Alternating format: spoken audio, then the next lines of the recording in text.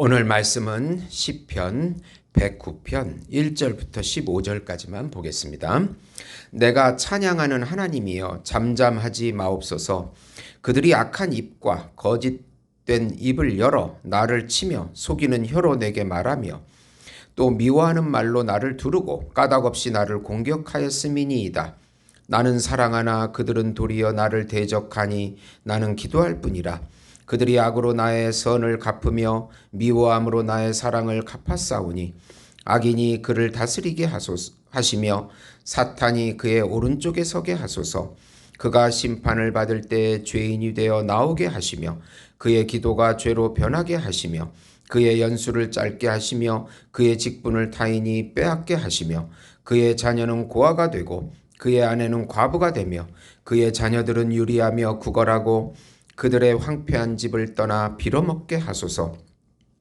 고리대금하는 자가 그의 소유를 다 빼앗게 하시며 그가 수고한 것을 낯선 사람이 탈취하게 하시며 그에게 인애를 베풀 자가 없게 하시며 그의 고아에게 은혜를 베풀 자도 없게 하시며 그의 자손이 끊어지게 하시며 후대에 그들의 이름이 지워지게 하소서. 여호와는 그의 조상들의 죄악을 기억하시며 그의 어머니의 죄를 지워버리지 마시고 그 죄악을 항상 여호와 앞에 있게 하사 그들의 기억을 땅에서 끊으소서. 아멘. 네. 하나님의 공의에 호소하라는 내용입니다. 사랑하는 성도 여러분, 인생을 살다 보면 철저하게 믿었던 사람에게 배신을 당하고 큰 충격을 받은 경험이 있습니다. 가장 사랑하고 관심과 정성을 다했던 그 사람이 오히려 배신했을 때 인생이 이런 것인가 하는 실망과 좌절감에 빠지게 됩니다. 그러면서 다시 사랑할 힘이 생기지 않고 다시 일어설 용기도 상실해 버립니다. 인간은 죄인이기에 항상 자기중심적이라는 것을 기억해야 합니다. 나 자신도 그렇게 변하기 때문입니다. 우리가 의지해야 될 것은 오직 예수님만, 변하지 않으시고 신실하신 언약을 지키시는 예수님을 의지해야 합니다. 우리가 예수님을 의지해서 예수님께 이런 상황을 호소하고 다시 일어나야 합니다. 무고하게 고통당할 때 하나님께 기도하고 확신하고 감사하라는 내용입니다. 우선 우리를 무고하게 괴롭히는 악인의 죄악을 하나님께 아뢰고 기도하라. 참 오늘 말씀은 무서운 말씀입니다. 다윗의 저주시입니다. 58편, 오늘 109편, 137편이 저주시입니다. 저주시는 악한 계획으로 의인을 무고하게 공격하는 악인에 대한 저주와 구원의 호소를 담고 있습니다. 다윗은 먼저 하나님께 호소합니다. 원수의 악한 입과 속이는 혀를 고발합니다.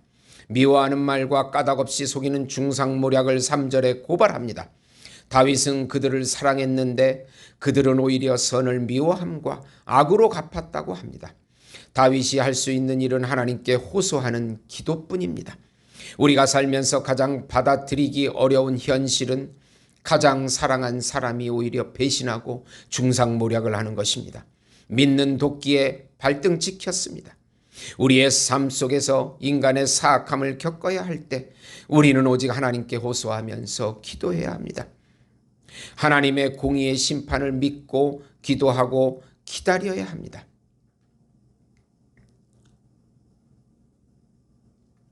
우리가 배신을 당하면 힘든 것은 여러 번 겪다 보면 사람이 두려워진다는 것입니다. 그럴 때 오직 하나님만을 의지해야 합니다. 철저한 배신과 고독을 경험할 때 하나님을 의지해야 하는 것입니다. 두 번째로 하나님의 심정으로 악인의 심판을 하나님께 아뢰라. 하나님의 대리 통치자의 삶을 가장 잘 살아낸 다윗이 이런 저주를 원수와 원수의 후손에게 퍼붓는 것은 이해하기 어렵습니다. 전체적으로 하나님께 회개하지 않고 돌이키지 않는 악인에 대한 저주라고 이해할 수 있을 것입니다. 즉 다윗은 하나님의 공의의 심정으로 그들을 저주하고 있습니다. 사탄이 그들의 고발자가 될 것이며 사탄이 오른쪽에 있다는 것은 오른쪽에서 고발하기 때문에 그렇게 말합니다. 죄인이 되고 그들의 연수를 짧게 해서 직분을 빼앗게 해달라고 8절에 말씀합니다. 이 8절은 신약에서 가룟 유다를 지칭할 때 인용된 구절입니다. 메시아적 예언으로 사랑했던 제자 가룟 유다의 배반으로 예수님께서 당한 고통을 생각해야 합니다. 다윗은 그들의 후손들에게도 저주의 기도를 합니다. 9절에서 15절까지 구구절절 저주합니다. 그들이 고아와 과부같이 도움이 필요한 자들에게 악을 행했기 때문이라고 말합니다. 저주가 그들에게 임하게 해달라고 기도합니다. 그러나 다윗은 주의 이름으로 자신을 선대하시고 구원해달라고 간구합니다. 다윗의 저주를 개인적으로 적용하지 말고 하나님의 심정으로 다윗이 행한 기도임을 먼저 우리는 인식해야 합니다.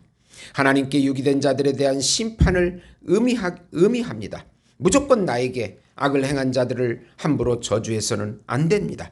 하나님의 판단을 기다리며 기도하는 것이 중요합니다. 우리에게 개인적으로 상처 준 사람을 용서하고 기도해 줘야 합니다. 세 번째로 하나님의 긍휼과 자비를 확신하며 감사와 찬양을 하라. 다윗은 자신이 무고하게 당하는 고통과 궁핍함을 여러 가지로 묘사합니다. 그러면서 주의 인자하심의 구원을 간구합니다.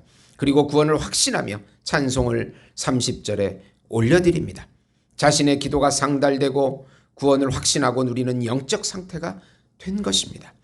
하나님의 섭리가 있음을 알고 감사 찬송을 해야 합니다. 우리가 이 본문을 적용할 때 하나님께서 우리에게 해를 끼친 그 사람을 허용하심으로 하나님께서 우리에게 또 보여주시는 하나님의 섭리가 있다는 것을 믿고 기다리고 하나님을 의지하는 것, 그것이 바로 최상의 방법인 것입니다.